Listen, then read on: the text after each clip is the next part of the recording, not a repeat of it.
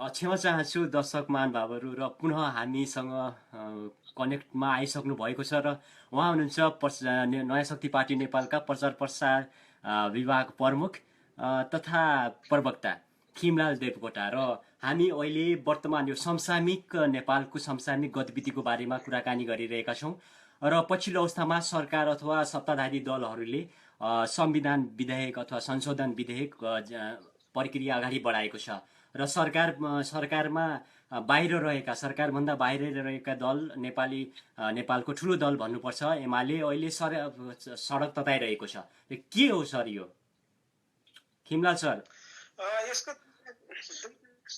दुईटा कुरा छ। पहिलो कुरा त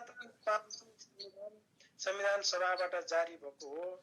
संविधान सभाबाट जारी भएको संविधान भइकन पनि संविधान जारी हुनुभन्दा अगाडि संशोधन गर्ने वाचा सहित जारी भएको अवस्था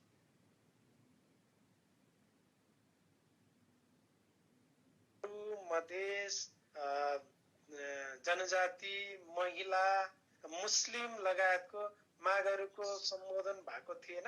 पर्याप्त मात्रामा ती मागहरू सम्बोधन नभइकन उनीहरूलाई सन्तुष्टि नबनाइकन र अपनत्व र स्वामित्व ग्रहण गर्ने अवस्था नरहेका कारणले 1 वर्षभन्दा बढी संविधान जारी भएको भइसक्दा पनि संविधान कार्यान्वयन हुन सकेन।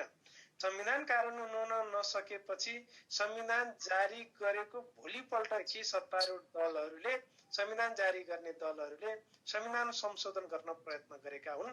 त्यही प्रयत्नका बीचमा पटक सुशील कोइरालाको सरकार, दोस्रो पटक केपी ओलीको सरकार, तेस्रो पटक यो प्रचण्डको सरकारले संविधान संशोधन गर्ने भनिराख्यो तर गर्न सकिरहेको थिएन। अहिले प्रचण्ड सरकारले संशोधन प्रस्ताव दर्ता गरेको छ।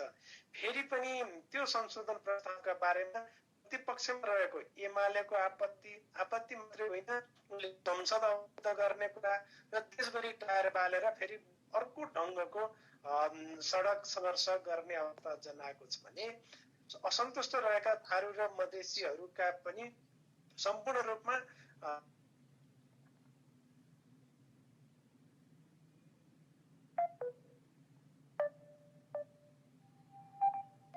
संशोधन अनिवार्य छ। त्यो संशोधन अनिवार्य छ। सबैका सन्तुष्टिहरू लिएर मात्रै संविधान कार्यान्वयन गर्न सकिन्छ। त्यसो भएको हुनाले संविधान संशोधन गर्ने बेलामा ख्याल पुर्याउनु पर्थ्यो भन्ने हो। अहिले जुन संशोधन आएको छ यो संशोधन बारेमा 4वटा विषयवस्तुहरू आएका छन्। एउटा सीमाङ्कनको विषयवस्तु, दोस्रो भाषाको विषयवस्तु, तेस्रो राष्ट्रिय सभामा प्रतिनिधित्वको विषयवस्तु र चौथो चाहिँ वैवाहिक अङ्गीकृत नागरिकताको विषयवस्तु। यी 4वटा विषयवस्तु मध्ये मलाई के लाग्छ भने सबभन्दा पहिला सीमाङ्कनको विषयवस्तु अत्यन्त अहिले चाहिँ जोरदार रूपमा उठाएको, खास गरी प्रतिपक्षले उठाएको यो अवस्था छ। तर साँचो कुरा के हो भने एमाले र कांग्रेसले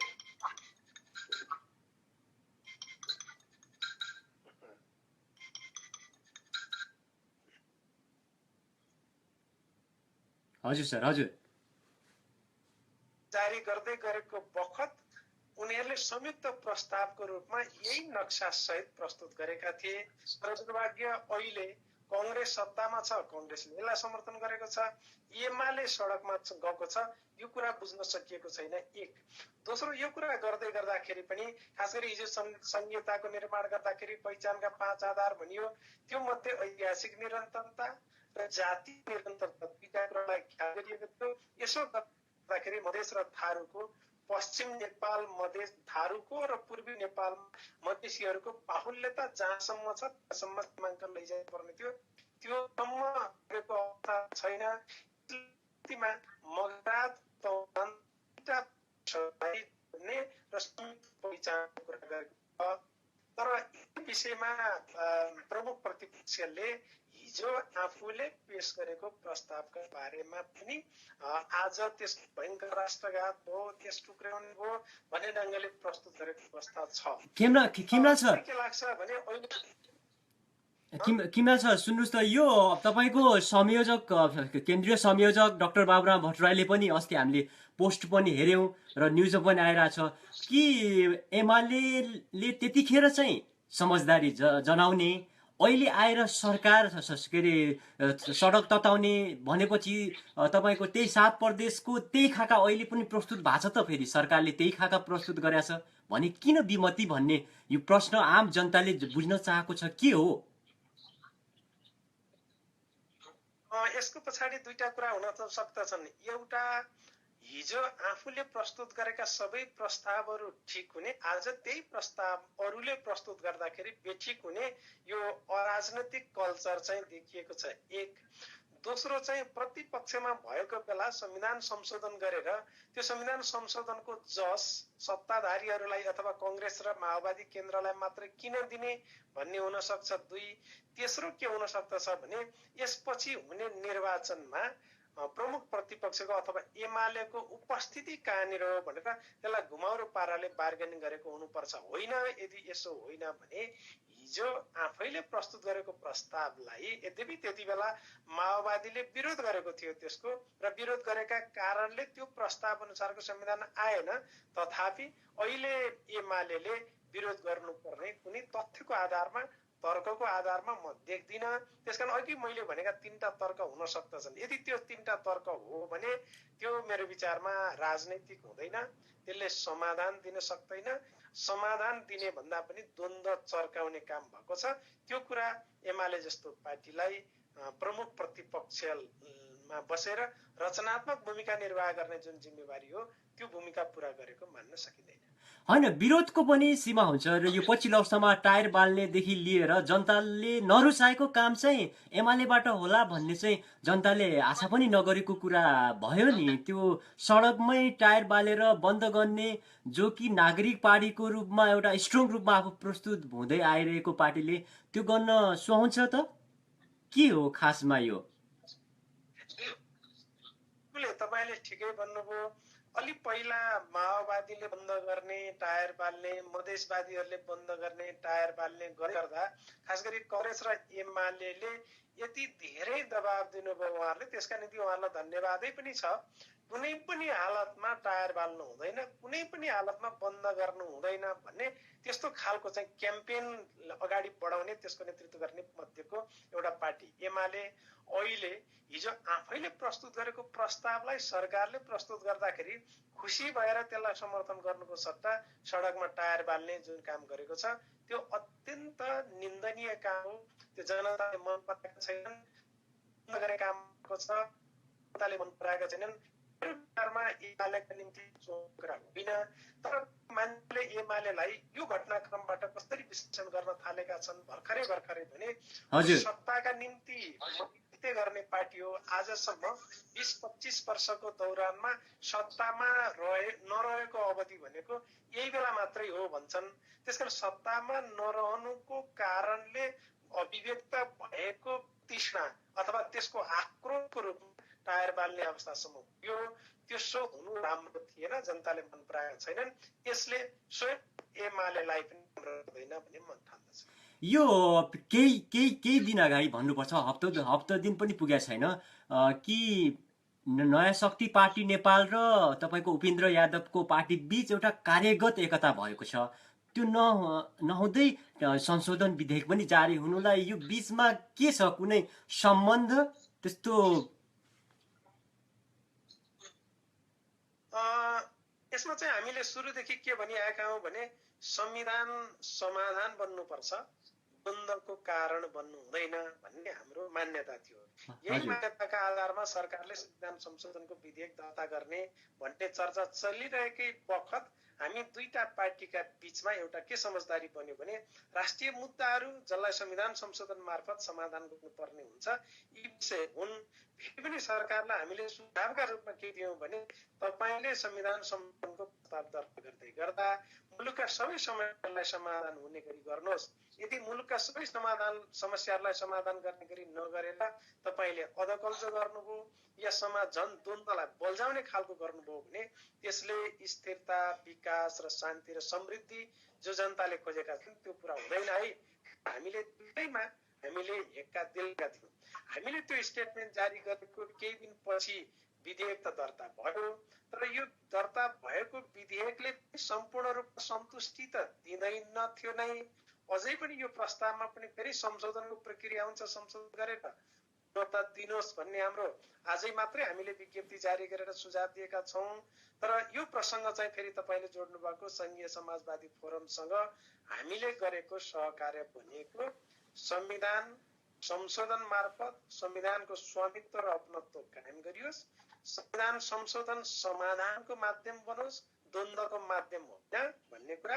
तेस्रो कुरा चाहिँ अब मुलुकले स्थिरता र विकास खोजेको छ। स्थिरता र विकासका निम्ति संविधान संशोधन गर्दै हुनुहुन्छ भने प्रत्यक्ष निर्वाचित कार्यकारी राष्ट्रपतिको प्रबन्ध गर्नुहोस्, संसद समानुपातिक गर्नुहोस्, यो पनि प्रावधान राख्नुहोस् भनेर हामीले भनेका थियौँ। तर त्यो चिज राख्नु भएन। त्यो त छुटाउनु भएको छ त सर। होइन, उहाँहरूले यो कुरा छुटाउनु भयो। उहाँहरूले भन्न चाहिँ सबै भन्नुभयो प्रत्यक्ष निर्वाचित कार्यकारी नहुने हो भने स्थायित्व दिँदैन, संसदीय व्यवस्थाले अस्थिरता सिर्जना गर्यो। उहाँहरूले पनि भन्नुभयो, हामीले पनि भनेका थियौँ। हामीले विज्ञप्ति मार्फत उहाँहरूलाई हेक्का दिलाऊ, यो चिज नछुटाउनुहोस्। यो चिज जब छुटाउनु भयो, प्रत्यक्ष निर्वाचित कार्यकारी राख्नु भएन भने तपाईँले खोजेको स्थिरता, शान्ति, विकास र समृद्धि सम्भव छैन भनेर हामीले हेक्का दिलाएका थियौँ। फेरि पनि संशोधन मार्फत त्यो विषय छिराउन सकिएला। जहाँसम्म अहिले हाम्रो संघीय समाजवादी फोरमसँगको सहकार्यको कुरा हो, राष्ट्रिय समस्याका बारेमा हामी अस्तिको विज्ञप्तिकै आधारमा भन्ने हो भने हामी एक ठाउँमा छौँ। संविधान संशोधनको सन्दर्भमा हामी एक ठाउँमा छौँ। जब राष्ट्रिय मुद्दामा र अहिलेको करेन्ट इस्युमा हामी एक ठाउँमा छौँ भने अब सहकार्य गरेर अगाडि बढ्न पनि सकिन्छ भन्ने हो। फेरि अन्तमा एकता हुन्छ होइन अब छिटै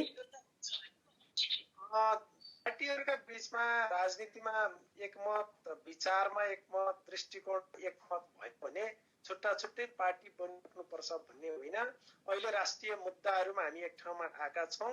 अब विचार र दृष्टिकोण पनि त्यही राष्ट्रिय मुद्दाका आधारमा बन्ने भएको हुनाले हामी त्यो बनाउने कोसिस गरिरहेका छौँ। र हामी दुवै पक्षको चाहना चाहिँ के हो भने पार्टी एकताको अन्तिम प्रक्रियासम्म पुगोस् भन्ने हामीले चाहना पनि व्यक्त गरेका छौँ। र अस्तिको संयुक्त विज्ञप्तिको शुभ सङ्केत पनि त्यतातिर नै होस् र त्यतातिर नै आओस् भन्ने। अनि तपाईँको अब यो निर्वाचनको विषयमा पनि कुरा उठिरहेछ र निर्वाचन आयोगले भनिसकेको छ कि तीनवटै निर्वाचन गर्नलाई प्रान्तीय एउटा स्थानीय तपाईँको प्रान्तीय र केन्द्रको निर्वाचन गराउनलाई कमसेकम 4 महिनाको अवधि चाहिन्छ भएछ भने यो विषयमा सँगै गराउने हो कि छुट्टा छुट्टै गराउने हो कि के छ, यो खास के हो किमराज सर? यो संविधान जारी भएपछि यो संसद पनि विघटन हुनु पर्थ्यो। त्यसले नयाँ संसदको निर्वाचन गरेर नयाँ संरचनाको निर्वाचन गरेर जानु पर्थ्यो। संसद कायम रह्यो। त्यो संसद कायम किन राखिएको हो भने केही कानुनहरू बनाउनु पर्छ निर्वाचन गर्नका निम्ति भन्ने हिसाबले त्यो संसद राखिएको थियो। तर दुर्भाग्य 1.5 वर्षसम्म पनि निर्वाचनका निम्ति चाहिने कानुनहरू अझ बनेका छैनन्। सरकार निर्वाचन भनेर थाक्दैन, तर निर्वाचन गर्नका निम्ति उपयुक्त वातावरण बनाउने त कुरै छोड्थ्यो, कानुन बनाउने कुरालाई पनि तदारुकताका साथ अगाडि बढाइराखेको छैन। त्यसकारण हामीले के भनेका हौँ भने तपाईँले कानुन बनाइराख्नु भएको छैन, तपाईँले त्यो खालको वातावरण बनाउनु भएको छैन, संविधानको स्वामित्व र अपनत्व कायम गर्ने जिम्मेवारी हो त्यो पनि पुरा गर्नु भएको छैन। त्यसकारण तीनटै तहको निर्वाचन एकै पटक गर्ने गरी कार्ययोजना बनाउनुहोस् भनेर हामीले भनेका थियौँ। त्यो कार्ययोजना अब त उहाँहरूले चाहे पनि नचाहे पनि कानुन बनाउनु भएको छैन। संसद अवरुद्ध गर्नु भएको छ। वैशाखमा चुनाव हुनेका निम्ति निर्वाचन आयोगले नै भनिसक्यो 4 महिना हामीलाई अवधि चाहिन्छ। अब अर्को मौसममा चुनाव हुने भएपछि 74 माघ 7 सम्ममा यो संसद रिप्लेस हुनुपर्छ। त्यसो भएको हुनाले तीनटै तहका निर्वाचनहरू एकै पटक हुने गरी जाने स्थिति देखिएको छ। तैपनि प्रधानमन्त्रीले यो संविधान संशोधन भएपछि वैशाखमा चुनाव गरौँ भनेर उहाँले भनिरहनु भएको छ। वैशाखमा चुनाव गर्नका निम्ति स्थानीय तह पुनर्संरचना आयोगले रिपोर्ट दिनुपर्छ। संविधानको स्वामित्व सबैले ग्रहण गर्ने गरी सहमति कायम गर्नुपर्छ र कानुनहरू निर्माण गरिसक्नुपर्छ। यति गर्नुभयो भने वैशाखमा चुनाव सम्भव होला, होइन भने सम्भव छैन। तर हाम्रो चाहना के हो भने संविधानको अपनत्व कायम होस्, संशोधन कार्यान्वयन होस्, त्यो कार्यान्वयनको सन्दर्भमा चुनाव होस् भन्ने हो। किन सर यो अब चुनावको विषयमा पनि अहिले हिजो प्रचण्डजीले पनि भनिसक्नु भएको छ कि चुनाव चाहिँ छिटै गराउँछु, तर उहाँले तिनटै चुनाव छिटै गराउँछु भनेर त भन्नु भएन नि। तपाईँले ठिक भन्नुभयो। तिनटै चुनाव गराउनका निम्ति दुई तीनटा कुराले उहाँहरूलाई अप्ठ्यारो छ। हामीले भन्यौँ तिनटै चुनाव एकैचोटि गराउनु अगाडि गराउनुहोस्, हामी भन्दै गर्दा यो त हामीले राखेको प्रस्ताव होला कि भन्ने एउटा चिज होला। दोस्रो कुरा, उहाँको गठबन्धन 9 महिनाको गठबन्धन छ। चैतमा यो गठबन्धनको अवधि सकिन्छ। त्यसकारण गठबन्धन परिवर्तन हुने बेलामा 2-3 महिना चाहिँ सरकार परिवर्तन गर्ने गठन विघटनमा लाग्ने गरिएको छ। त्यसकारण उहाँलाई दम आइराखेको छैन तिनटै तहको निर्वाचन हुन्छ भनेर भन्नका निम्ति। तेस्रो कुरा चाहिँ यो संविधान संशोधनको विषय र लोकमान प्रकरणको विषयलाई समेत पनि उहाँले थाती राख्नका निम्ति अथवा यसबाट फेससेप गर्नका निम्ति चुनाव भन्ने कुरा फाल्नुपर्ने अवस्था, आध्यात्मिक अवस्था आएको होला। त्यसकारण उहाँले त्योसँग भन्नुभयो। तैपनि मेरो आग्रह के छ भने उहाँलाई धन्यवादै छ, कम्तीमा स्थानीय तहको चुनाव भनेर भन्नुभयो। हाम्रो शुभकामना छ त्योभन्दा अगाडि कानुन बनाइदिनुहोस्, संविधानको स्वीकार्यता बढाउने गरी संविधान संशोधन गरिदिनुहोस् र वैशाखमा स्थानीय चुनाव गर्नका निम्ति तपाईँले सफलता प्राप्त गर्नुहोस् भन्ने हाम्रो शुभकामना छ। हजुर, र अलिकति म प्रसङ्ग मैले मोड्न खोजेँ र गोविन्द केसी अहिलेसम्म अनसनमा हुनुहुन्छ र विभिन्न समयमा अनसन गरिरहनु भएको छ। नयाँ शक्तिले पनि समर्थन गरिरहेको छ। अस्ति पनि नयाँ शक्ति विद्यार्थीका समर्थकहरूले समर्थन जारी गरेको कुरा पनि आएको थियो बाहिर। के हो यो खासमा अहिलेसम्म किन समाधान हुन सकिरहेको छैन? मर्न दिने नै हो कि मान्छे एउटा सच्चा तरिकाले अगाडि बढिरहेछ भने, माग सच्चा छ भने उसलाई चाहिँ मर्न दिने हो? बिल्कुलै तपाईँले एकदम संवेदनशील कुरा उठाउनुभयो। आज भर्खरै मात्र पनि नयाँ शक्ति पार्टीको तर्फबाट डाक्टर गोविन्द केसीको अनसनको बारेमा सरकारले गम्भीरतापूर्वक ध्यान दियोस् र उहाँको जीवन रक्षा पनि गरोस्, उहाँका मागहरू पूरा गरेर अनसन स्थगित गर्ने वातावरण बनाओस् भनेर हामीले विज्ञप्ति जारी गरेका छौँ। योभन्दा अगाडिदेखि पनि हामीले यो विषयमा राखेका छौँ। यो विषयमा हाम्रो समर्थनको पछाडिको तर्क के हो भने उहाँले शिक्षा र स्वास्थ्यमा जो विकृति, विसङ्गति र कमिसन खोर र डरलाग्दो र घिनलाग्दो तरिकाको घुसखोरी त्यहाँ चल्ने गरेको छ, त्यसको अन्तका निम्ति उहाँले जे कदम चाल्नु भएको छ त्यो सराहनीय छ। त्यसले शिक्षा र स्वास्थ्यमा भएको त्रुटिलाई सुधार्नका निम्ति पनि राज्यलाई झकझक्ने काम गरेको छ। यसका निम्ति हाम्रो समर्थन छ, यसका निम्ति हाम्रो ऐक्यबद्धता पनि छ। तर सरकार गैर जिम्मेवार बनिरहेको छ। सरकारले गम्भीरतापूर्वक यसलाई लिएको छैन। आज 18-19औं दिनमा प्रवेश भइसक्यो। उहाँको स्थिति अत्यन्त नाजुक हुँदै गएको छ। रेसिडेन्ट चिकित्सकहरूले सबै सेवाहरू बहिष्कार गरेका छन्। यस्तो अवस्था पनि राज्यको तर्फबाट यथोचित ढङ्गले ध्यान दिन नसक्नु, असन्तुष्ट पक्षलाई जसरी संविधान संशोधनमा विश्वासमा लिन नसके जस्तै डाक्टर गोविन्द केसीलाई पनि विश्वासमा लिएर माग पूरा गर्न सकिरहेको छैन। यसप्रति हाम्रो भयङ्कर खेद छ, हाम्रो भर्सना पनि छ। सरकारको फेरि पनि गम्भीरतापूर्वक त्यतातिर ध्यान आकर्षण होस् भन्ने म चाहन्छु। हजुर सर, र यो अब पछिल्लो अवस्थामा म अलिकति तपाईँको यो विश्वमा भनौँ न हाम्रो देश बाहिर युवाहरूको ठुलो सङ्ख्या बाहिरिने क्रम जारी नै छ। यो कुरालाई नयाँ शक्तिले गम्भीरताका साथ कसरी लिएको छ, अब तपाईँलाई त्यो पनि थाहा छ। देशमा बेरोजगारीको समस्या छ। अनि अर्को कुरा, यो वैकल्पिक राजनीतिक शक्तिको कुरा व्यापक रूपले उठिरहेको पनि छ भने के नयाँ शक्ति मात्रै हो अबको वैकल्पिक राजनीतिक शक्तिको रूपमा? कसरी प्रश्न पार्नुहुन्छ?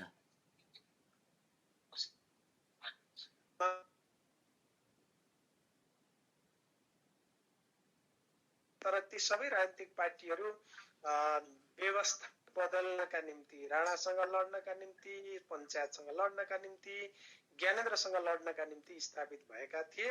अब त्यो व्यवस्था बदल्ने, आन्दोलन गर्ने राजनीति अहिले मोडियो।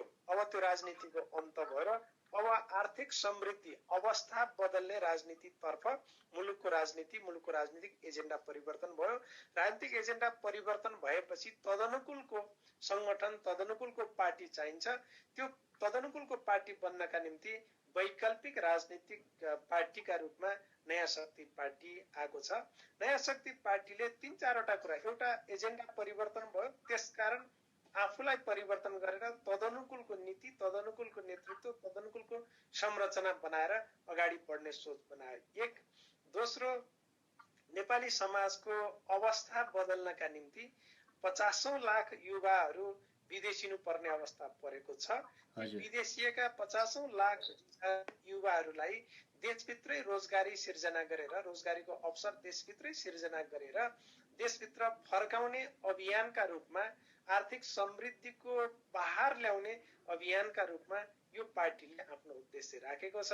त्यसो भएको हुनाले जनताका एजेन्डा, मुलुकको वास्तविकता र मुलुकको अवस्था बदल्नका निम्ति प्रतिबद्ध भएर लागेको पार्टी हुनुको नयाँ शक्ति पार्टी नेपाल हुनुको नाताले यो वैकल्पिक राजनीति हो र परम्परागत राजनीतिको विकल्पका रूपमा यो वैकल्पिक राजनीति आएको छ। त्यसकारण अबको जनताको भरोसा, युवाहरूको भरोसा र विदेशिएका युवाहरूको पनि भरोसाको केन्द्र नयाँ शक्ति पार्टी नेपाल बन्न गइरहेको छ भन्ने म निवेदन गर्न चाहन्छु। नयाँ शक्ति भित्र युवाहरूको लागि कतिको स्पेस छ, कस्तो छ? युवाहरूलाई नेतृत्व तहमा लग्ने विधि प्रक्रियाहरू कस्तो छ? खाली तल एउटा झोलेको रूपमा हो कि कुनै उसले चाहिँ अगाडि एउटा ताजा एउटा क्यापासिटी हुन्छ, उसले गर्न सक्ने क्षमता हुन्छ भने त्यो मौकालाई चाहिँ कतिको कदर गरिएको छ? तपाईले एकदम ठिक प्रश्न उठाउनु भयो। हामीले नीतिमा आर्थिक समृद्धिलाई केन्द्र बनायौं। त्यो नीति कार्यान्वयन गर्ने पार्टी संगठन पनि परम्परागत पार्टी भन्दा भिन्न हुनुपर्छ भनेर विशेष व्यवस्थाहरू गरेका छौं। जस्तो हामीले के भन्यौं, एक व्यक्ति, एक पद, एक जिम्मेवारी, अधिकतम 2 कार्यकाल भन्यौं र उमेरको हद पनि हामीले निश्चित गर्यौं। यति 4वटा कुरा हामीले गरिसकेपछि आजसम्मका नेपालका राजनीतिक पार्टीहरू पार्टी अध्यक्ष आर्यगाड सँगसँगै पार्टी अध्यक्षको पद लिएर जाने, पदमा नभइकन मरेको पार्टी अध्यक्ष कोही पनि छैन र भइरहेका पार्टी अध्यक्षहरू पनि 30औं वर्षसम्म पार्टी अध्यक्ष भइराख्ने र घामझोल रहेसम्म पार्टी अध्यक्ष नछोड्ने यस्तो परम्परा बसिरहेको कारणले युवाहरूले भविष्य त्यहाँ देखिरहेका छैनन्। युवाहरू नेतृत्वमा आउन सक्ने वातावरण बनिरहेको छैन। परम्परागत पार्टीहरूमा, पुराना पार्टीहरूमा यो अवस्था रहेको हुँदा त्यो असफलताबाट पाठ सिक्दै नयाँ शक्तिले एक व्यक्ति, एक पद, एक जिम्मेवारी, अधिकतम 2 कार्यकाल र उमेरको हद 70 वर्ष गरेर यति 4-5वटा कुरा गरिसकेपछि अब युवाहरूले नेतृत्वमा पुग्ने कुराको ग्यारेन्टी भयो। एक। दोस्रो कुरा चाहिँ पार्टीमा युवाहरूको, प्रौढहरूको र मध्यम वर्ग, मध्यम उमेर समूहका हिसाबले पनि यो पार्टी समानुपातिक र समावेशी हुनुपर्छ भनेर भनिएको छ। अहिलेको केन्द्रीय समितिमा लगभग 30 देखि 40% सम्म युवाहरूको बाहुल्यता देखिन्छ। हुनाले हामीले समावेशीको हिसाबले 3 क्लस्टर बन्यौं। महिलालाई त्यो ढंगले महिलालाई पनि 33% ग्यारेन्टी गर्यौं। मधेसी, थारू, आदिवासी जनजाति, खस आर्य 3 क्लस्टर बन्यौं। त्यो मध्ये पनि उमेर समूहका हिसाबले पनि हामीले 3 समूह भनेर विभाजन गरेर यसलाई ग्यारेन्टी गरेका छौं। यो ग्यारेन्टीले युवाहरूमा एकदमै उत्साह थपेको छ र अब युवा चाहिँ नेतृत्व, पार्टी नेतृत्वमा पुग्नका निम्ति मट्टी तेलको लाइनमा बस्नु पर्दैन भन्ने ग्यारेन्टी विधानत नयाँ शक्ति पार्टीले गरेको छ। भर्खरै केन्द्रीय समितिको बैठक बसेबाट तपाईको 14 बुँदा सहित पारित गरेको छ र 14 बुँदामा रहेको छ नि एउटा समृद्ध नेपाल निर्माण हाम्रै कालमा, हाम्रै पालामा भन्ने मुद्दा लास्टमा आएर कतै पछि त्यो डिलिट हुँदै जाने त होइन नि सर? त्यसले अलिकति त्यसले कौतूहलता जगाएको छ फेरि। ल 14मा किन 1 नम्बरमा राख्नुपर्ने होइन र त्यसलाई? होइन, होइन, बिल्कुलै त्यो पार्टी नै समृद्धिका निम्ति बनेको हो। त्यसो भएको हुनाले पार्टीको केन्द्रीय समितिको समसामयिक प्रस्तावभित्र त्यो नराख्दा पनि हुने हो, तर फेरि त्यो सधैँ राखिरहनु पर्छ। जुन मुख्य उद्देश्यको निम्ति हो भने त्यो सधैँ राखिरहनु पर्छ भनेर त्यसलाई राखिएको हो। त्यसो भएको हुनाले त्यो अन्तमा पर्यो डिलिट हुने हो कि भन्ने जुन चासो जिज्ञासा छ, यो चासो र जिज्ञासाले झन् यसको महत्त्वलाई बढाइदिएको छ भन्ने म ठान्दछु, पहिलो कुरा। दोस्रो कुरा चाहिँ हामीले पार्टी घोषणा गर्दाखेरि जुन उत्साहका साथ घोषणा गरेका थियौँ, त्यो पार्टी घोषणाको अभियानको रूपमा हामीले सम्पन्न गर्यौँ। अब पार्टी निर्माणको अभियानको रूपमा हामीले सम्पन्न गर्दै पार्टीलाई समृद्धिको योजनामा, समृद्धिको एजेन्डामा पहिलो पार्टी बनाउने गरी पार्टी निर्माणको अभियानलाई हामीले आरम्भ गरेका छौँ। त्यो पार्टी निर्माणको अभियानको मुख्य लक्ष्य भनेको पनि आर्थिक समृद्धि नै हो भनेर पुष्टि गर्नका निम्ति त्यो विषय पनि हामीले राख्यौँ। र यो अब कतिको कन्टिन्युटी हुन्छ, अब त्यो पछि समयले सबैलाई जानकारी गराउने नै छ। तर अस्ति मात्रै जो कि नयाँ शक्तिले गरेको एउटा भनौँ न आन्दोलन, एउटा त्यो विरोधको जो एउटा र्याली छ, अनुशासित भएको र अहिले मात्रै भर्खरै एमालेको जो परम्परागत पार्टी भनौँ, पहिलेदेखि नै नैतिकताको पाठ सिकाउने पार्टी भनौँ, र उसले गरेको आन्दोलनमा त धेरै डिस्प्यारिटी देखायो नि, बिग डिस्प्यारिटी देखायो नि सर। भन्दाखेरि तपाईँले यसलाई कुन रूपमा हेर्नु भएको छ? यही कन्टिन्युटी नयाँ शक्तिले पछिसम्म राख्ने हो कि त्यसमा पनि कतिको तपाईँले विश्वास दिलाउन सक्नुहुन्छ? ल भन्नुहोस् त। यो भाइरल पनि भइरहेछ, मैले त त्यही भएर उठाएको, नेटमा पनि यो सोसल नेटवर्किङमा एकदमै भाइरल भइरहेछ यो कुरो। तपाईँले नेपालका परम्परागत पार्टीहरूको स्थापना ध्वंसका निम्ति अनि सत्ताका विरुद्धमा विद्रोहका निम्ति, सङ्घर्षका निम्ति बनेका हुन् र नयाँ पार्टी अब बन्ने भनेको निर्माणका निम्ति बन्ने हो। निर्माणका निम्ति बन्ने बदलिने हिम्मत उहाँहरूले गर्नु भएन। त्यसकारण उहाँहरू हिजोकै ध्वंसात्मक पद्धतिमा उहाँहरू जानुभएको छ। जहाँसम्म नयाँ शक्ति पार्टीको कुरा हो, नयाँ शक्ति पार्टीले के भन्यो भने अब निर्माणको चरण आरम्भ भएको छ। निर्माणको चरण आरम्भ हुँदाखेरि त्यसमा सबभन्दा पहिला सुशासन र अनुशासनको अनिवार्यता पर्दछ। सुशासन र अनुशासन अरूबाट अपेक्षा गर्ने होइन, आफैबाट चाहिँ पुष्टि गर्नुपर्छ। त्यसका निम्ति के गर्ने भन्दा 1 लाख मान्छे राजधानीमा उतार्दै गर्दा हामीले हिम्मत गर्यौं र च्यालेन्ज स्वीकार गर्यौं, हामी ट्राफिक जाम गर्ने छैनौं, हामी पेटीबाट हामी जुलुस निकाल्नेछौँ। दुईटा कुरा हामीले भनेका थियौं। तेस्रो कुरा पनि भन्यौं, कथम कदाचित त्यति गर्दा पनि असुविधा भयो भने हामीलाई माफ गर्नु होला भनेर 3टा ब्यानर पनि हामीले राखेका थियौं। हामीले जे भनेका थियौं, पेटीबाट जुलुस त्यो पनि सम्भव हुँदो रहेछ, ट्राफिक जाम नगरिकन जुलुस त्यो पनि सम्भव हुँदो रहेछ। र हामीले 1 लाख मान्छे रंगशालामा उतार्दै गर्दा 10 लाख भन्दा बढी काठमाडौँमा रहेका सवारी साधन सञ्चालन गरेका साथीहरूले, जनताले हामीलाई चाहिँ धेरै मन पराउनु भयो। जो स्वयं उपस्थित हुनका निम्ति 1 लाख भित्र पर्नु भएन, तैपनि सवारी साधन बिना कुनै अवरोध सञ्चालन गर्न पाउँदा उहाँहरू खुसी हुनु भएको छ। त्यसकारण हामीले उहाँहरूको मनभित्र पनि पस्न सक्यौं भन्ने हामीलाई लागेको छ। जहाँसम्म अहिले एमालेको प्रदर्शनको कुरा, डिस्प्यारिटी देखिएको कुरा भन्नुभयो, त्यो विषयमा टिप्पणी नगरौं, किनभने हामी आफ्नो कुरा गर्ने हो, आफूले डिसिप्लिन देखाउने, अनुशासित भएर देखाउने हो। हामीले आग्रह गर्ने हो, यस्तै गरेर सडक अवरोध नगरिकन अनि जनतालाई दुःख नदिइकन, टायर नबालिकन आफ्ना कुराहरू भन्नुहोस्, जनतालाई भन्न सकिन्छ। हामी त्यो त्यति मात्रै हामी अनुरोध गर्न सक्दछौँ। जहाँसम्म अहिले उहाँहरूले जे गतिविधि गरिरहनु भएको छ, जनताले मन पराएका छैनन्। यो मन नपराएको कुराले स्वयं एमालेलाई राम्रो गरिरहेको छैन। म तपाईको यही सञ्चार माध्यम मार्फत पनि एमालेका मित्रहरूलाई आग्रह गर्न चाहन्छु, तपाईहरुले जे पहिला भन्ने गर्नुहुन्थ्यो, बन्द विरोधी अभियान सुरु गरौँ। एमालेले बन्द गर्ने छैन, तपाईले घोषणा पत्रमा लेख्नुभयो, त्यसैका आधारमा चुनाव लड्नुभयो, दोस्रो पार्टी पनि हुनुभयो, तर आज बन्द गर्दै हुनुहुन्छ, तपाई टायर बाल्दै हुनुहुन्छ। यसले तपाई आफू कति इमानदार हुनुहुन्छ आफ्नो कुरामा भन्ने कुरामा पनि प्रश्न चिन्ह उठायो र नेपाली राजनीतिमा बन्द विरोधी संस्कृति स्थापितको सन्दर्भमा उल्लङ्घन गर्ने काम पनि तपाईहरुले गर्नुभयो। यो काम बन्द गर्नुहोस् भन्ने म तपाई मार्फत आग्रह गर्न चाहन्छु। र एउटा किमलाल देवकोटा भन्ने व्यक्ति पनि हिजो र अहिले आएर कतिको यो नयाँ शक्तिबाट जसरी नयाँ बन्नुपर्छ र अब समृद्धि आर्थिक मुद्दालाई मात्रै केन्द्रित गरेर हामी अगाडि बढ्नुपर्छ भन्नेमा कतिको एउटा अहिले विश्वस्त छन् र हाम्रै पालामा समृद्ध नेपाल हुन्छ भन्नेमा कतिको आशावादी हुनुहुन्छ? तपाईँले ठिकै भन्नुभयो। हामीले नयाँ शक्ति निर्माण गर्दै गर्दा हामीले 3-4 कुरा भनेका थियौँ। एउटा एजेन्डा परिवर्तन भयो। एजेन्डा परिवर्तन भएपछि परिवर्तन अनुकूल पार्टी राजनीति र पार्टीका नेता कार्यकर्ता परिवर्तन हुन सकिएन भने परिवर्तित समयले तिनलाई छोडिदिन्छ।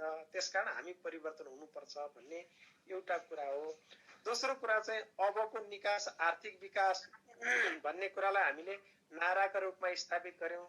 तेस्रो कुरा चाहिँ हामीले के भन्यौं भने समृद्धि सम्भव छ हाम्रै पालामा।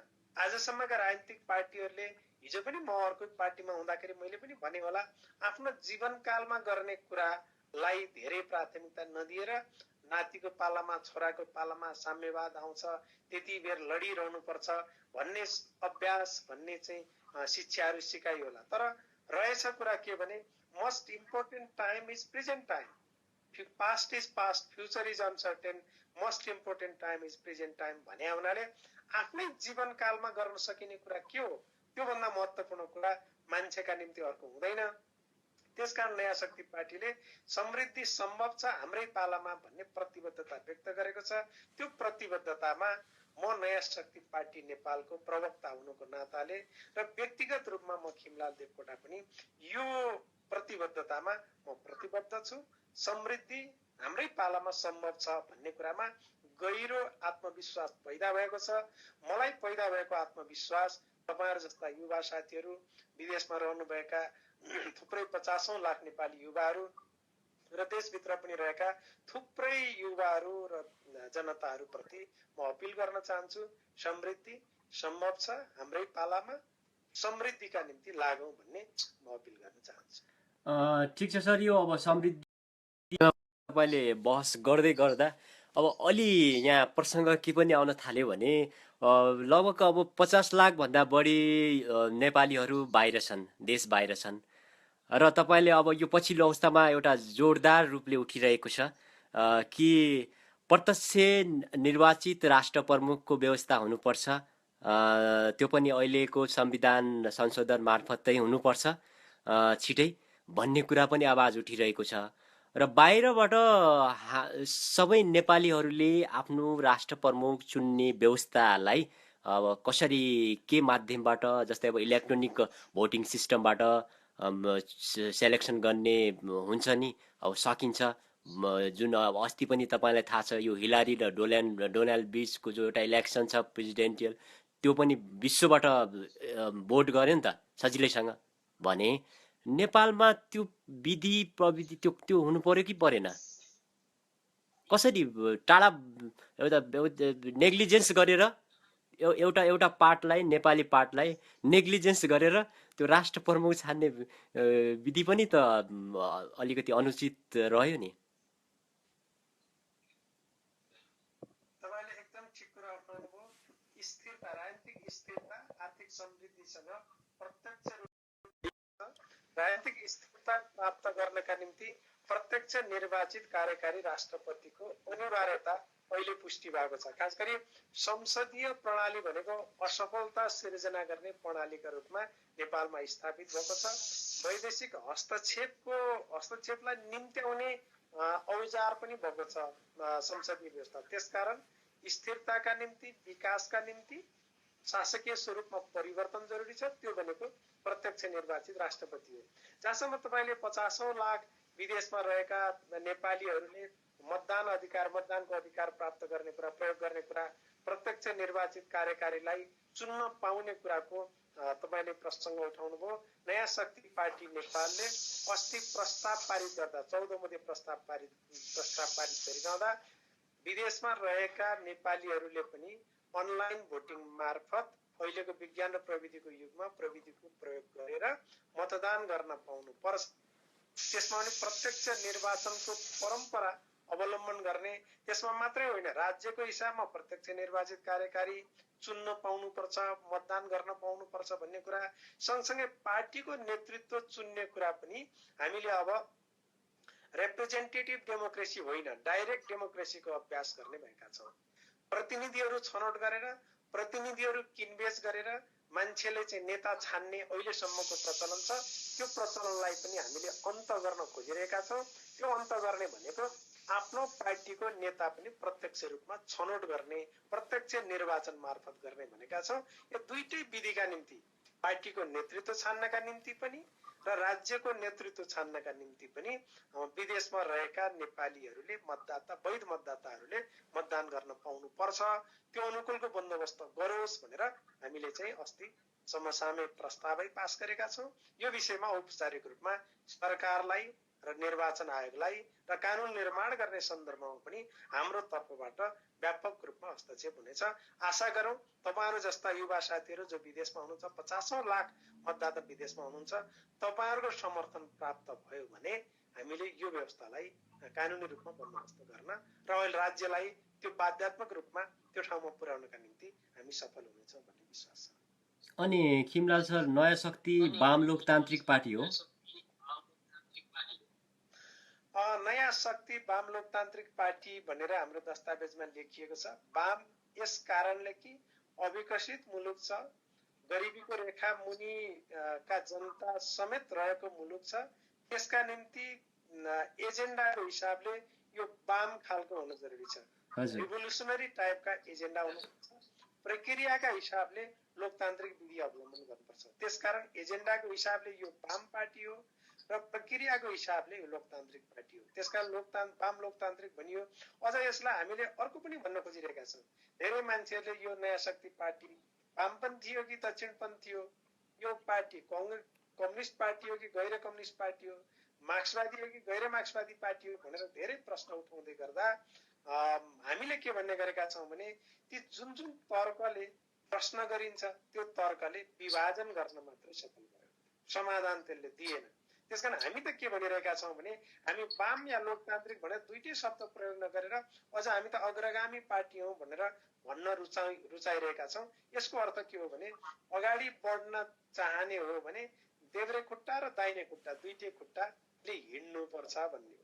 देब्रे खुट्टाले मात्र हिँड्दै गर्दा पनि लड्ने सम्भावना त्यत्तिकै, दाहिने खुट्टाले मात्र हिँड्दै गर्दा लड्ने सम्भावना त्यत्तिकै। दुईटै खुट्टा चालेपछि अगाडि बढ्न सकिन्छ। एक दोस्रो कुरा, वाम या दक्षिण भनियो भने त्यसले विभाजन मात्रै गर्यो, विभाजन समाधान होइन। त्यसकारण चाहिँ हामी समाधानमुखी पार्टी बन्न चाहन्छौँ। त्यो समाधानमुखी पार्टी बन्दै गर्दाखेरि नयाँ शक्ति पार्टी अग्रगामी पार्टी हुने सम्भावनातिर अगाडि लगिरहेको छ। र नयाँ शक्तिले कुन अवस्थामा right to reject and right to recall को व्यवस्था लागू गर्नेछ त? कस्तो व्यक्तिलाई कुन अवस्थामा स्पष्ट पारिदिनु पर्यो। पनि एकदम राम्रो प्रश्न गर्नुभयो। प्रत्यक्ष निर्वाचन यसको एउटा विशेषता हो भने दोस्रो चाहिँ राइट टु रिकल, प्रत्याह्वान गर्ने बन्दोबस्त दोस्रो व्यवस्था हो। तेस्रो चाहिँ राइट टु रिजेक्ट अथवा नो भोट भन्ने तेस्रो तीनटा विशिष्टता हाम्रो पार्टीको निर्वाचनको सन्दर्भमा हामीले प्रयोग गर्ने भएका छौँ र हाम्रो निर्वाचन निर्देशिकामा हामीले यो कुरा पारेका छौँ। जब राइट टु रिकल गर्नका निम्ति पार्टीमा पहिला हामी प्रयोग गर्छौँ। पार्टीमा प्रयोग गर्दाखेरि कार्यकर्ताको सदस्यप्रति एकाउन्टेबल हुने मात्रै नेता हुन्छ। तिनै सदस्यबाट प्रत्यक्ष रूपमा निर्वाचित भएर आउने तर ती सदस्यहरूप्रति एकाउन्टेबल नहुने, सदस्यहरूले जिम्मेवारी दिएको कुरा पुरा नगर्ने, त्यस्तो अवस्था बन्यो भने त्यसलाई प्रत्याह्वानको अधिकार पनि दिनुपर्छ। भोट हालेर चुन्ने मात्रै अधिकार होइन, आफूले भने अनुसार काम गरेन भने फिर्ता बोलाउने अधिकार पनि दिनुपर्छ भन्ने राइट टु रिकलको बन्दोबस्तलाई हामीले के भन्यौँ भने पहिला 25% मतदाताहरूले राइट टु रिकलका निम्ति, प्रत्याह्वानका निम्ति प्रस्ताव दर्ता गर्न सकुन् त्यो बन्दोबस्त गर्यौँ। जब त्यो प्रस्ताव दर्ता गर्ने निवेदन आइसकेपछि पार्टीले त्यो प्रस्ताव अध्ययन दल, प्रस्ताव समिति एउटा बनाओस्। त्यो प्रस्ताव समितिले त्यसलाई दर्ता गर्ने लगायतका कामहरू अगाडि बढाओस्। त्यसपछि तीनटा विकल्प छन् संसारभरि। एउटा फेरि मतदानमै लगेर 50% मतदाताहरूले उसलाई रिकल गर्ने कुरामा मतदान गरे भने ऊ फिर्ता हुन्छ, प्रत्यावान हुन्छ। एउटा तरिका यो छ। दोस्रो तरिका काउन्सिलमा त्यो प्रस्ताव प्रस्तुत गर्ने र काउन्सिलले बहुमतले त्यो प्रस्तावलाई स्वीकार गर्यो भने त्यो प्रत्यावान हुने, फिर्ता जाने। दोस्रो तरिका त्यो छ। तेस्रो तरिका खास गरी संसद भएका ठाउँहरूमा संसदमा लग्ने र संसदको बहुमतले फिर्ता बोलायो भने फिर्ता हुन जाने बन्दोबस्त छ। यी तीनटा विकल्प मध्ये प्रस्ताव समितिले जुन चाहिँ उपयुक्त लाग्दछ त्यो चाहिँ छनौट गर्न सकोस् भन्ने प्रत्यावानको बन्दोबस्त यस्तो गर्यो। तेस्रो कुरा चाहिँ नो भोटको कुरा र राइट टु रिजेक्टको कुरा। उम्मेदवारहरू थुप्रै कुनै पनि उम्मेदवारलाई भोट हाल्न म चाहन्न अथवा भोट हाल्न लायकको उम्मेदवार मैले भेटाइनँ भने त्यो मतलाई पनि सुरक्षित राख्नुपर्छ। साँच्चै डेमोक्रेसीको, रियल डेमोक्रेसीको कुरा हो भने त्यो मतले पनि सुरक्षित हुन पाउनुपर्छ भनेर एउटा कोलम चाहिँ राइट टु रिजेक्ट अथवा नो भोटको कोलम पनि राख्ने गरी मतपत्र त्यसरी बन्दोबस्त गर्ने गरी यी तीनटा विशेषता सहित हामीले विधान र निर्वाचन सम्बन्धी निर्देशिका र कार्यविधिहरू हामीले पारित गरेका छौँ। थोरै अब तपाईँको सङ्गठन विभाग प्रमुख पनि रहिसक्नु भएको थियो र उहाँले जिम्मेवारीलाई बोध गर्न नसक्नु भएको हो कि के हो, र मोमाराम खनालजी चाहिँ पार्टीबाट निष्कासित हुनुभयो हो कि आफै निष्कासन भए हुन् कि के हो खास? होइन, मोमाराम खनालजी संगठन विभाग प्रमुख त कहिले हुनु भएन होइन। उहाँलाई चाहिँ नयाँ शक्ति पार्टीमा आइसकेपछि राजनीतिक वार्ता संवाद समितिको जिम्मेवारी दिइएको थियो। तर वार्ता संवाद समितिको जिम्मेवारी उहाँले ठिक ढङ्गले पुरा गर्नु भएन अथवा वार्ता गर्दै गर्दा वार्ता गरेर पार्टीमा आउनुहोस् भनेर भन्नुपर्ने ठाउँमा अहिले पर्खनुहोस्, अहिले आउनु पर्दैन भन्नुभयो भन्ने लगायतका विषयवस्तुहरूका बारेमा अनुशासन आयोगमा अनुशासनको प्रक्रिया चलेको थियो। अनुशासन आयोगले स्पष्टीकरण मागेको थियो। त्यही मागेकै सन्दर्भमा पार्टीको विशेष राजनीतिक समितिले उपलब्ध केन्द्रीय कार्य समितिका सदस्यहरूको उपस्थितिमा उहाँलाई अहिले अनुसन्धान चलिरहेको हुनाले जिम्मेवारीबाट हटाउँ, जिम्मेवारी मात्रै झिकौँ भनेर भनिएको थियो। पार्टीबाट निष्कासन गरिएको थिएन। तर एकाएक त्यो निर्णय बाहिर आइसकेपछि उहाँले बुझ्नुभयो मलाई पार्टीबाट निष्कासन गरियो भन्ने बुझ्नुभयो। अनि उहाँले नै के भन्नुभयो भने म चाहिँ त्यो पार्टीमा छैन भनेर उहाँले चाहिँ बाहिर सञ्चार माध्यमहरूमा, फेसबुकहरूमा, मिडियाहरूमा भन्नुभयो। स्थिति यति मात्रै हो। त्यसकारण चाहिँ पार्टीले उहाँले केही अनुशासनका विषयमा स्पष्टीकरण मागेको अनुशासन आयोगले त्यो स्पष्टीकरण उहाँले दिनुभएको छैन। अनुसन्धानको प्रक्रियामा भएको हुनाले उहाँलाई जिम्मेवारीबाट अलग गरिएको हो। तर पछि चाहिँ उहाँ आफैले म त्यो पार्टीमा छैन भनेर भन्नुभएको स्थिति मात्रै हो। त्यसले गर्दाखेरि यो उहाँको बिल्कुल व्यक्तिगत मामला होला, स्वतन्त्रता पनि होला, पार्टीमा रहने या नरहने उहाँको कुरा हो। उहाँको स्वतन्त्रतालाई सम्मान गर्दै नयाँ शक्ति पार्टी चाहिँ अगाडि बढेको छ। यस बारेमा योभन्दा थप टिप्पणी गरिरहन आवश्यक छ। र यो नयाँ शक्तिभित्र विभिन्न विचारका व्यक्तिहरूको सँगालो बनेको छ, त्यो एउटा त्यस्तो युनिफिकेसन भएको छ भने त्यो विभिन्न विचारहरूलाई कसरी समेट्दै अगाडि बढ्न सक्ला? के छ यो चुनौती कतिको छ भित्र? फेरि अब कोही एमाले मान्यता मान्दै आएका व्यक्तिहरू पनि त्यहाँ छन्, काङ्ग्रेसबाट पनि आएका व्यक्तिहरू छन्, विभिन्न एनजिओ आइएनजिओजदेखि लिएर धेरै राजनीतिमै नलागेका व्यक्तिहरू पनि अहिले कलाकारिता क्षेत्रबाट पनि आउनु भएको छ। यो कसरी मिलाएर जाँदा अगाडि कस्तो किसिमको चुनौतीहरू र यसले कतिको सफलतामा टुङ्ग्याउन सकिन्छ समृद्धिको मुद्दालाई? यो नयाँ शक्ति पार्टीमा अहिले समूहको कुरा गर्दाखेरि हामी 32औं समूहसम्म एकीकृत भएछौँ समूहको हिसाबले। अनि विभिन्न सेक्सनहरूको हिसाबले कुरा गर्दाखेरि एउटा पूर्व माओवादीको सेक्सन, अर्को पूर्व विभिन्न पार्टीमा रहेका विभिन्न पार्टीबाट आएको सेक्सन, तेस्रो सेक्सन चाहिँ कुनै पनि पार्टीमा नलागेका राजनीतिभन्दा बाहिर रहेकाहरूको सेक्सन। 3 थरी मान्छेहरूको जमघट भएको छ। तेस्रो चाहिँ हामीले गर्न खोजेको कुरा के हो भने बेस्ट ब्रेनहरूलाई एक ठाउँमा संकेन्द्रित गर्न सक्नुपर्छ। बेस्ट ब्रेनहरूलाई राइट मेन राइट प्लेसमा परिचालन गर्न सक्नुपर्छ। राष्ट्र निर्माणका हिसाबमा ती सबै उपयुक्त सबैका दिमागहरूलाई एक ठाउँमा ल्याउन सक्नुपर्छ भनेर तेस्रो कुरा हामीले त्यो प्रयत्न गरेका हौँ। चौथो, यी सबै मान्छेहरूलाई, सबै थरी सबै दृष्टिकोण भएका मान्छेहरूलाई डोर्याउने भनेको पार्टीको विचारले हो। त्यो पार्टीको विचार भनेको अहिले चाहिँ हाम्रो 5 जो चाहिँ पार्टीको निर्देशक सिद्धान्त गाइडिङ प्रिन्सिपलका रूपमा त्यो बनेको छ। खास गरी त्यसमा सुशासनको कुरा, विकासको कुरा, समावेशिताको कुरा, अनि त्यसपछि चाहिँ राष्ट्रियताको कुरा लगायतका यी 5 हामीले जुन ढङ्गले कोइन गर्यौं, अहिलेको नेपालको आवश्यकता त्यही हो। त्यसैमा हामी केन्द्रित भएका छौँ। त्यसो भएको हुनाले हामी पूर्व पृष्ठभूमिका हिसाबले माओवादी होला, एमाले होला, कांग्रेस होला, दुनियाँ होला, कोही पनि नहोला, तर हामी अहिले केमा चाहिँ केन्द्रित भएका छौँ भने हामी नयाँ शक्ति हौँ। जुनसुकै पार्टीमा रहेको भए पनि हामी नयाँ शक्ति हौँ। हाम्रो चाहिँ एकताको आधार भनेको चाहिँ हाम्रो 5 लगायतका हाम्रो राष्ट्रिय भेलाबाट छलफलका निम्ति पारित गरिएका दस्तावेजहरू हुन्। त्यो दस्तावेजमा हामी केन्द्रित भएका छौँ। दस्तावेजमा विवाद छैन। त्यसो भएको हुनाले बाहिर मानिसहरूले अनुमान गरे जस्तो यी विभिन्न पार्टीबाट आएका मान्छेहरू एकै ठाउँमा कसरी बस्न सक्छन् भनेर भनिरहेको अनुमान 2 महिना सँगै बसेर देखाउनुहोस् भनेर पनि भन्नुभएको थियो कतिपय नेताहरूले। हामीले 1 वर्ष लगभग सफलतापूर्वक हामीले पार गरिरहेका छौँ। अब हामी चाहिँ एकगट्ठा भएका छौँ, एकताबद्ध भएका छौँ एजेन्डाको आधारमा।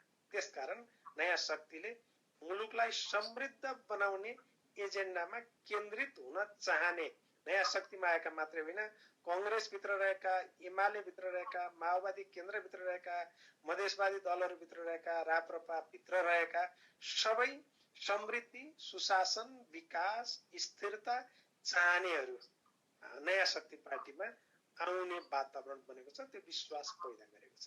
त्यसकारण नयाँ शक्ति पार्टी बिना कुनै हिचकिचाहट समृद्धिको मार्गमा दौडिरहेको छ।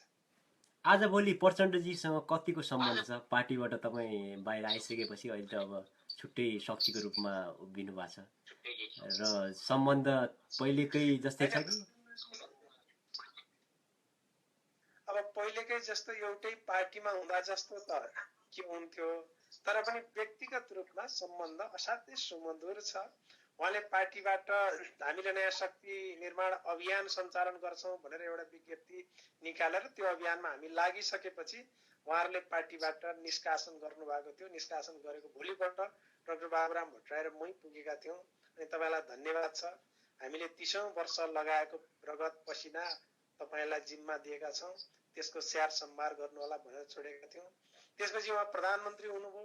प्रधानमन्त्री हुने बेलामा हामी नै गएर उहाँलाई चाहिँ बधाई, शुभकामना, सफलताको कामना व्यक्त गर्यौं। त्यसपछि पटक पटक पनि विभिन्न कार्यक्रमहरूमा भेट हुने गर्छ। हाम्रो संयोजक डाक्टर बाबुराम भट्टराईको लगातार भेट भइरहेको छ र यसपटक पनि संविधान संशोधन गर्दा पनि तपाईले सम्पूर्णतामा गर्नुहोस् है, सबैले स्वीकार्ने गरी र सबै समस्याको समाधान हुने गरी गर्नुहोस् भनेर डाक्टर बाबुराम भट्टराईले सुझाव पनि दिनुभएको छ। यसकारण हामी फेरि कस्तो बन्यौं भने अहिलेसम्म नेपालका राजनीतिक पार्टीहरूमा पार्टीबाट अलग भएपछि अर्को पार्टी भएपछि शत्रुतापूर्ण व्यवहार गर्ने जुन गलत संस्कार हो, त्यो गलत संस्कारलाई हामीले चाहिँ छोडिदियौं र असल संस्कारको सुरुवात गर्यौं। सबै पार्टीमा रहेका नेताहरूसँग हाम्रो अहिले चाहिँ अत्यन्त राम्रो सुमधुर सम्बन्ध छ। त्यो ए माओवादीमै रहँदा भन्दा अहिले चाहिँ ए माओवादीमा रहेका नेताहरूसँग हाम्रो राम्रो सम्बन्ध छ। त्यो सम्बन्ध हुने कुरा के हो भने आर्थिक समृद्धि हो एजेन्डा अबको। त्यो एजेन्डा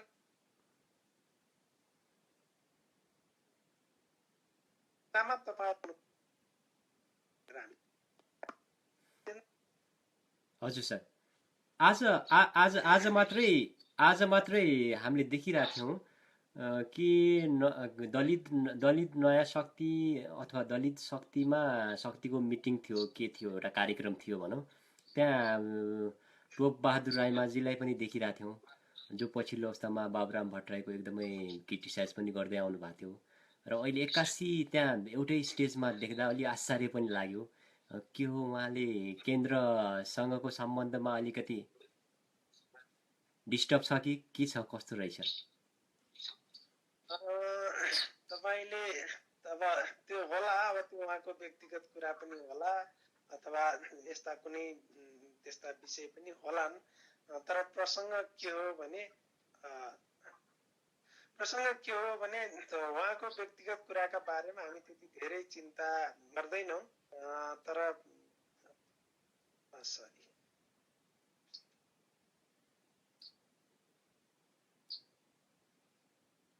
हजुर सर, विभिन्न फ्रन्टहरूमा हामी सँगै हामी आमन्त्रित पनि हुन्छौँ, हामी जान्छौँ पनि।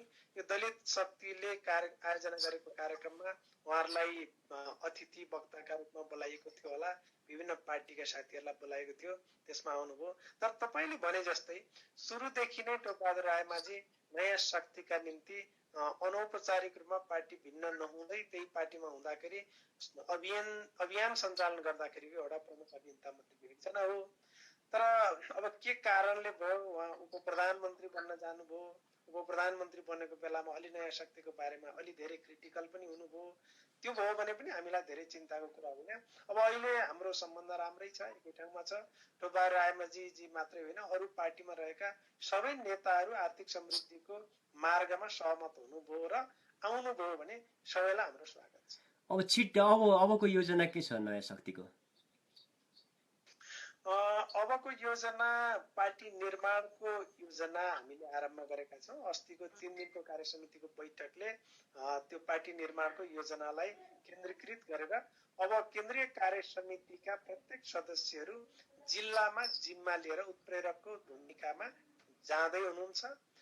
परिषद सदस्यहरू नगर र वडाको जिम्मा लिएर गाउँपालिका नगरका वडाहरूको जिम्मा लिएर जाँदै हुनुहुन्छ र 6 महिनाको अवधिभित्रमा दुई महिनाको अवधिमा 3 चरणमा विभाजन गरेर हामी पार्टी निर्माणको आन्तरिक तयारीको अवस्था, पार्टी निर्माणको अवस्था, त्यसपछि निर्वाचनको अवस्था गरेर 3टा चरणमा विभाजन गर्दै गर्दा कम्तीमा 3 लाख पार्टी सदस्य यो अवधिमा हामी पुर्याउँछौँ र निर्वाचनका अवधिसम्म जाँदाखेरि 5 लाख पार्टी सदस्य पुर्याएर हामी पहिलो पार्टीका रूपमा स्थापित भएर आर्थिक समृद्धिको योजना सरकारमा गएर नेतृत्व गरेर हामीले चाहिँ पुरा गर्छौँ भन्ने हाम्रो चाहिँ लक्ष्य रहेको छ। अब हामी चाहिँ त्यो दिशामा केन्द्रित भएका छौँ। अबको निर्वाचनबाट नयाँ शक्ति पहिलो पार्टी होइन? अबको निर्वाचनबाट नयाँ शक्ति पहिलो पार्टी हुनुपर्छ। किन हुनुपर्छ भने यसका एजेन्डाहरू जनताका एजेन्डा छन्। मुलुकले समृद्धि खोजेको छ, समृद्धिको योजनालाई केन्द्रमा राख्ने पार्टी नयाँ शक्ति पार्टी मात्रै हो। यो बाहेक अर्को विकल्प देखिएको छैन। खिमलाल देवकोटा कार्यकारी प्रमुखको लागि कतिको उत्साहित? होइन, प्रत्यक्ष निर्वाचित कार्यकारी यो मुलुकको आवश्यकता हो। त्यसका निम्ति पार्टीले योजना बनाएको छ। तर व्यक्तिगत रूपमा कुरा गर्ने हो भने हामी व्यक्तिगत रूपमा केही प्राप्तिका निम्ति यो अभियानको अगुवाई गरिरहेका छैनौँ। हामीले चाहिँ एउटा संस्कार निर्माण गर्नका निम्ति यो अभियानको अगुवाई गरिरहेको हुनाले त्यस्तो वातावरण बनोस्, भिजन भएको एउटा युवा यो मुलुकको प्रमुख कार्यकारी हुने अवस्थामा पुगोस्, त्यस्तो वातावरण बनाउन सकियो भने खिमलाल देवकोटा आफू सफल भएको ठान्नेछ र सन्तोषको सास गर्नेछ। र अब कार्यक्रम अन्त्यमा हामी पुगिसक्यौँ। समय पनि महत्त्वपूर्ण समय हामीलाई दिनुभयो सर, होइन? र अन्त्यमा के भन्न चाहनुहुन्छ ओएस नेपाल र सम्पूर्ण देश तथा प्रवासमा हेरिरहनुहुने युवा साथीहरू लगायतका हाम्रा नेपाली दाजुभाइ तथा दिदीबहिनीहरूलाई? सबभन्दा पहिला त ओएस नेपालले यो अवसर जुटाइदियो र संसारभरि रहेका साथीहरूलाई, दर्शकहरूलाई म प्रत्यक्ष सरोकार राख्ने, प्रत्यक्ष सहकार्य गर्ने र प्रत्यक्ष अन्तर्क्रिया गर्ने यो अवसर जुटाइदिनु भयो, यसका निम्ति धन्यवाद छ। मेरो आग्रह छ ओएस नेपाल मार्फत र तपाईँ मार्फत मेरो आग्रह छ संसारभरि रहेका र यो फेसबुकमा लाइभमा तपाईँहरूले सहभागी भइरहनुभएका साथीहरूलाई अबको विकास, आर्थिक विकास, समृद्धि सम्भव छ हाम्रै पालामा भन्ने प्रतिबद्धतामा नयाँ शक्ति पार्टी प्रतिबद्ध भएर अगाडि बढेको छ। युवाहरू विदेशमा रहनु भएको छ, 50औं लाख युवाहरू विदेशिनु बाध्य हुनु भएको छ। त्यस्तो अवस्थाको अन्त गर्नका निम्ति, नेपालमै रोजगारीको अवस्था सिर्जना गर्नका निम्ति हामी यहाँ लागि परेका छौँ। तपाईँहरू विदेशमा गएर तपाईँहरूले सिप सिक्नु भएको छ, केही आर्थिक स्रोत जम्मा गर्नुभएको छ, तपाईँहरूको सिप जाँगर तपाईँहरूले देख्नु भएको छ, मुलुक कसरी बनाउनु पर्छ भन्ने कुरा, त्यो सबै कुराको सदुपयोग गर्नका निम्ति मातृभूमिमा फर्किनका निम्ति म आग्रह गर्छु। यहाँ फर्किने वातावरण बनाउनका निम्ति नयाँ शक्ति पार्टीलाई हामीले यस्तो प्लेटफर्म बनाएका छौँ। हामी त्यसको अगुवाई गरेर अगाडि बढिरहेका छौँ र एउटा उज्जवल भविष्य र समृद्धि सम्भव छ हाम्रो पालामा भन्ने प्रतिबद्धताका साथ हामी अगाडि लागिरहेको हुनाले सम्पूर्ण विदेशमा रहेका युवा साथीहरूलाई यो विश्वास दिलाउन चाहन्छु र तपाईँहरूको साथ रह्यो भने त्यो सम्भव छ भन्ने विश्वास पनि तपाईँहरू समक्ष म सेयर गर्न चाहन्छु। हस्, तपाईँलाई धेरै धेरै धन्यवाद कार्यक्रममा आइदिनु भयो सर। हस्, तपाईँलाई पनि धेरै धन्यवाद।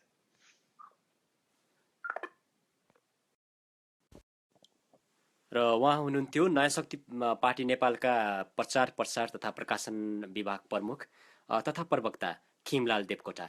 र तपाईँले अहिले भर्खरै यो ओएस नेपाल मार्फत यो कार्यक्रम इन्ट्रेक्सन विथ एसपी हेरिरहनु भएको छ, संसारभरि हेरिरहनु हुने यस कार्यक्रमका लागि तपाईँ सबैलाई हेरिदिनु भएकोमा धेरै धेरै धन्यवाद सहित म बिदा हुन चाहन्छु। धन्यवाद।